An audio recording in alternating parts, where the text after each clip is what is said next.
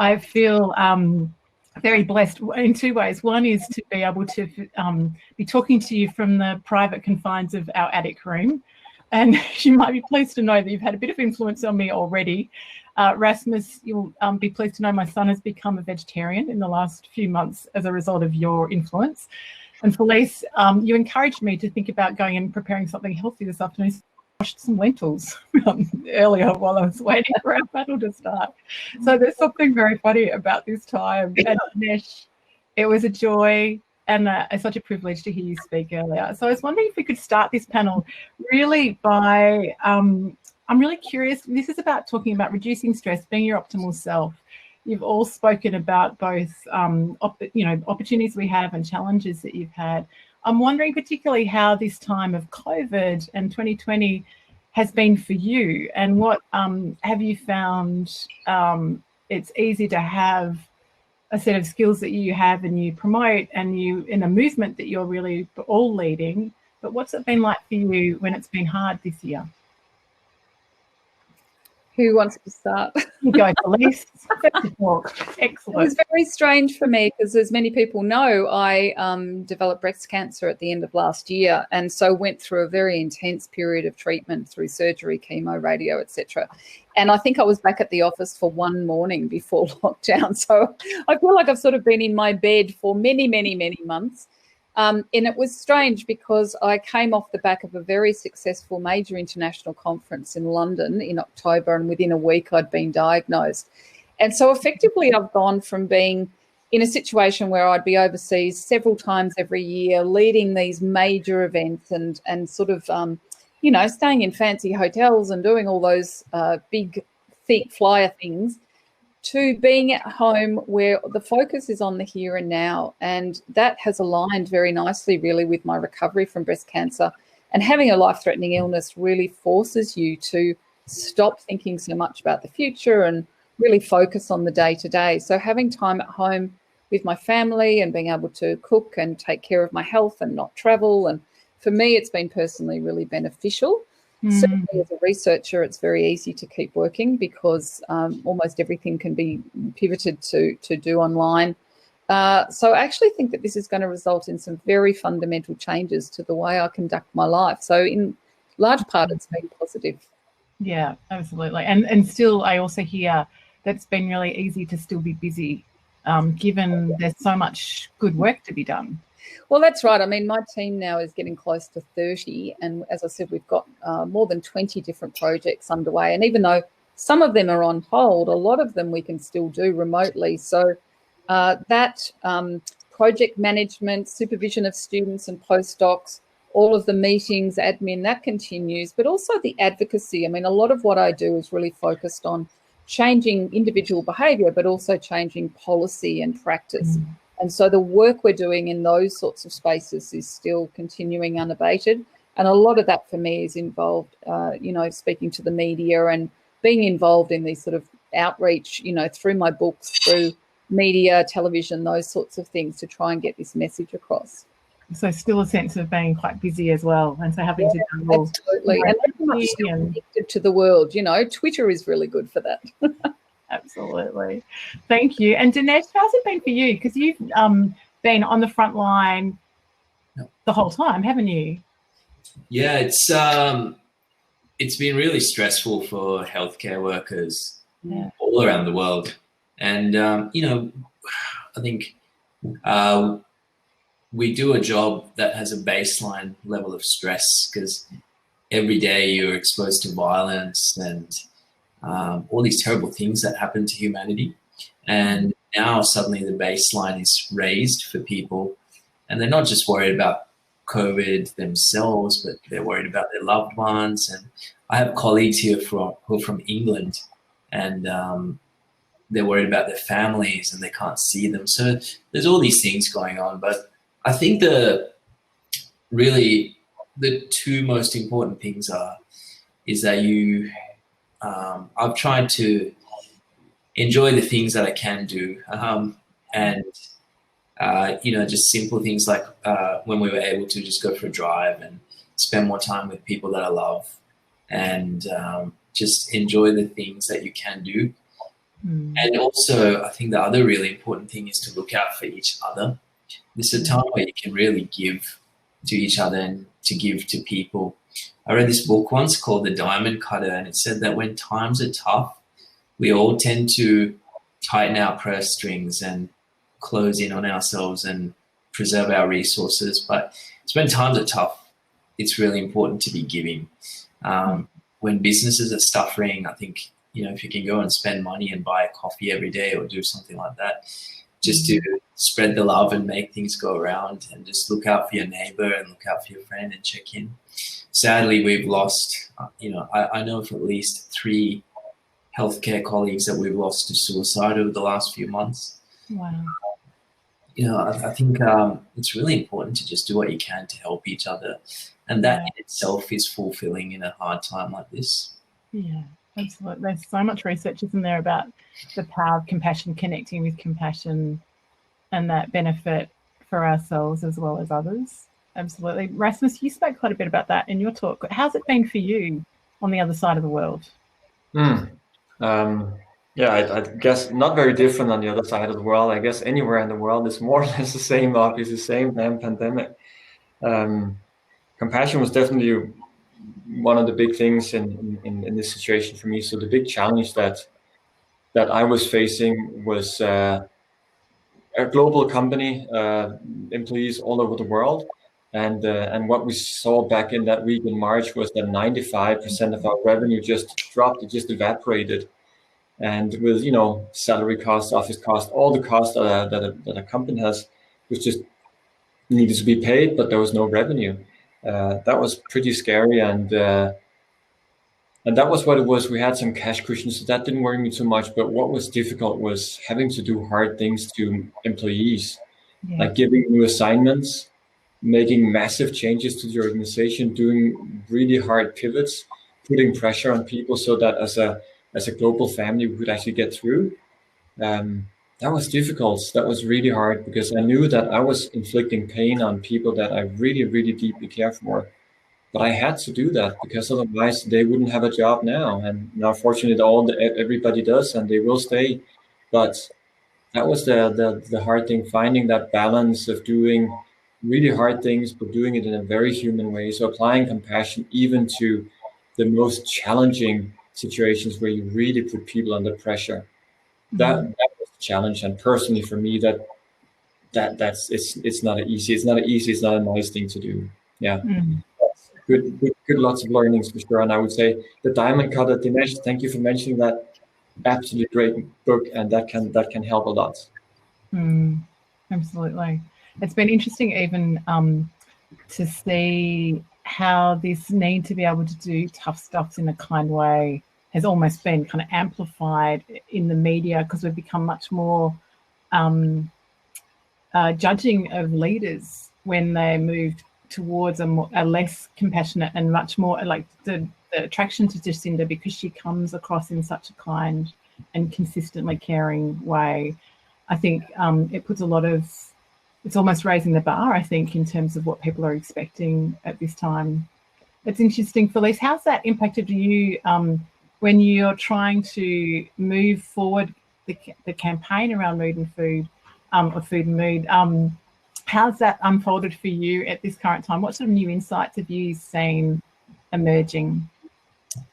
I think, the focus on mental health is not all bad. Obviously the fact that mental health problems are increasing as a result of COVID is unfortunately inevitable.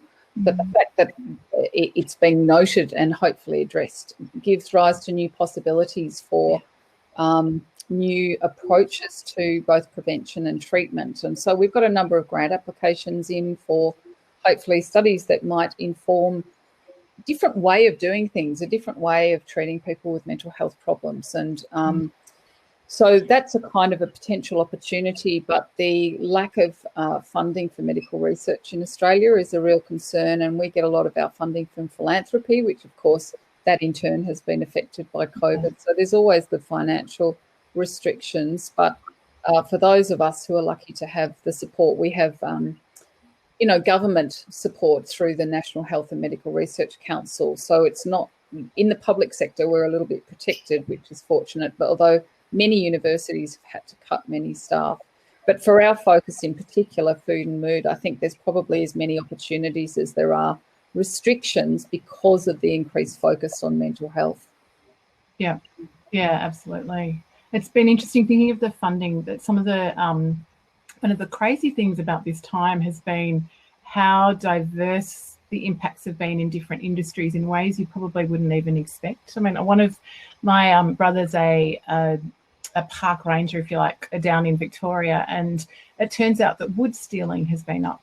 So people have been going into forests and stealing more wood. Yeah. And when he went, so his role is to go and sort of, he's a compliance officer, his role is to go and find them and all of that. And he was really curious about, like, why are you doing this? What's going on? And the response was, well, I can't do any home invasions. Like, I can't steal from houses anymore, and I need money. I've got, in many cases, a drug habit. I'm not in control of that, and so there's real desperation in that. And so that the interdependence, I think, has really shown, as you were saying, Dinesh, this opportunity for us to be kind and this opportunity to care across boundaries that we wouldn't otherwise always notice. How's that been in the hospital for you? How's that kind of unfolded for you in the hospital space? I think in medicine, it's a funny profession because we spend our time caring for people, and I think mental health is something we can do better. First of all, I think we can probably look after our patients better, and the way we do things around mental health can be better, and we're always trying to improve it. But while we try to do the best for our patients, I think we treat each other terribly. Yeah. I'm sure everyone's seen bits and pieces on the media about the culture around medicine and the challenges that people face. So I always wonder, like, well, why, when we try to do the best for our patients, why are we not doing the best for each other? And I think it's tragic that we're losing young doctors and medical students to suicide because they're going through such a hard time. Yeah. And funnily enough, this period of time has seen an increase in the amount of conflict between doctors. Anecdotally, I've heard this, and there are some programs as well that track these conflicts, and we've seen an uptick in the amount of conflict. But I think it's really important to look after our colleagues no matter what we're in. It's so easy to just check on your desk, check on your friend, because that's probably the thing that we do the least. Yeah. And I imagine partly it's about exhaustion. I mean, I know there's probably a history of behaviour and things, but there's so much care that goes out that's almost, I imagine, like the bucket's so empty. It's like, dude, like, get in line. Like, my oxygen mask is well and truly empty. I mean, Rasmus, you've done a lot in this space around helping leaders put their own oxygen mask on and deliberately think about how they deal with that conflict in the workplace. What are you noticing? I think it's a mixed bag of like when as humans we come under like immense pressure, as has been the case for most people. We either go one way or the other. We either just get really hard and we just try and push through and basically sacrifice our well-being and our kindness to others as well. And then there are a lot of people that completely rise to the occasion. And I think when I asked before what are examples of compassion leaders, and like 50% wrote Jacinda, and I heard that some people want her I saw in the chat that people want her to be the Prime Minister of Australia, which I can totally imagine, rising to the occasion and as Michelle Obama would say, taking the high road, doing better, bringing even more.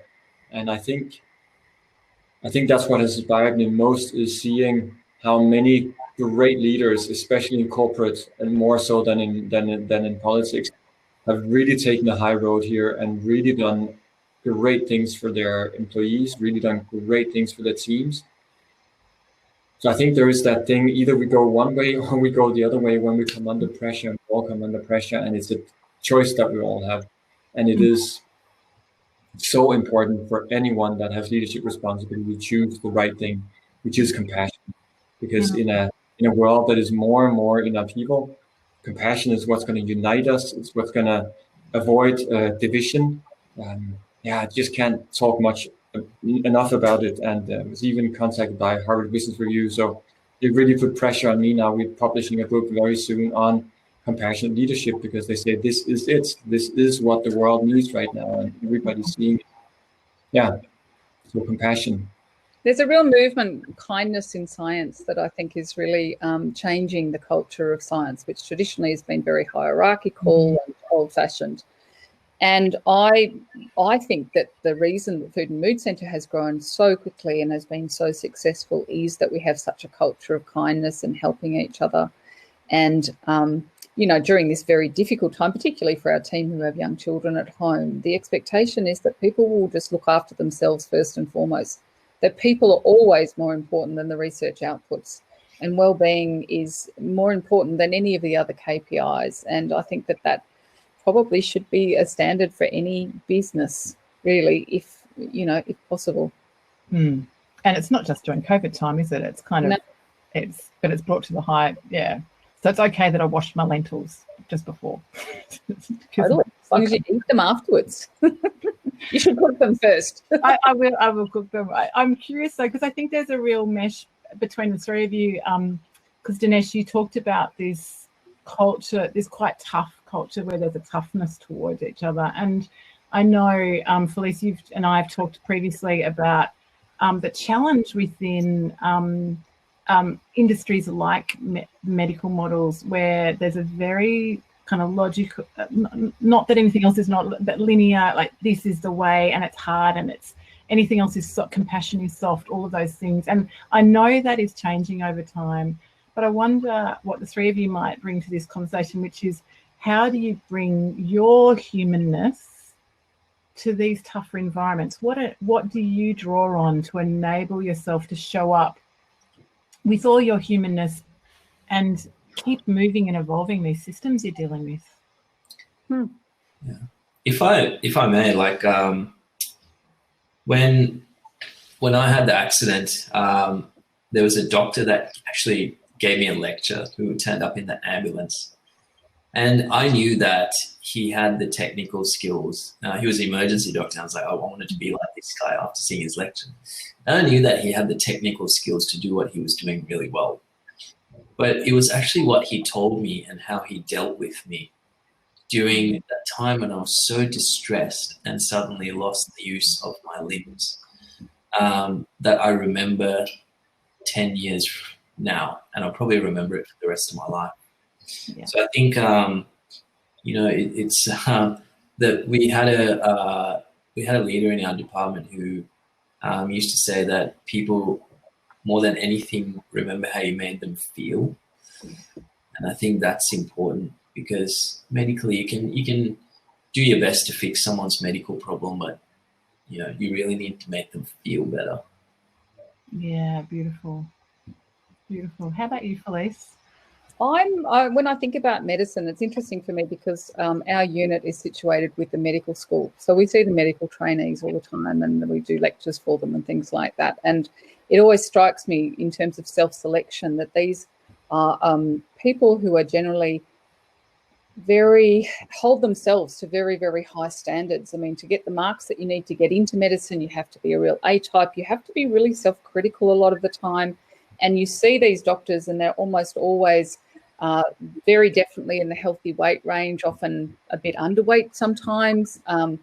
They exercise, they eat the right foods, they do all the right things. And that they've come through school where they've got really great marks, and they've been the prefect, and they've gone on and they've achieved and achieved and achieved.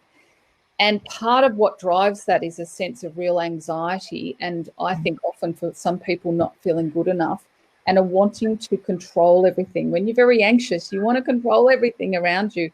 Life does not work like that. And once you get into a medical setting where life and death, you have very little control. You can do what you can.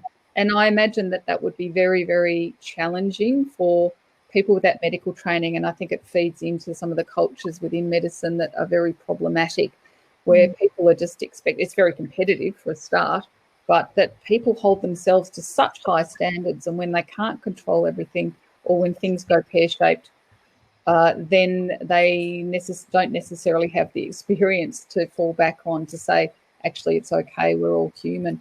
I mean, for me, coming into what I do from a very circuitous and non-conventional background at all, one of my mentors said right at the start, just be yourself, because you can't keep it up pretending to not be.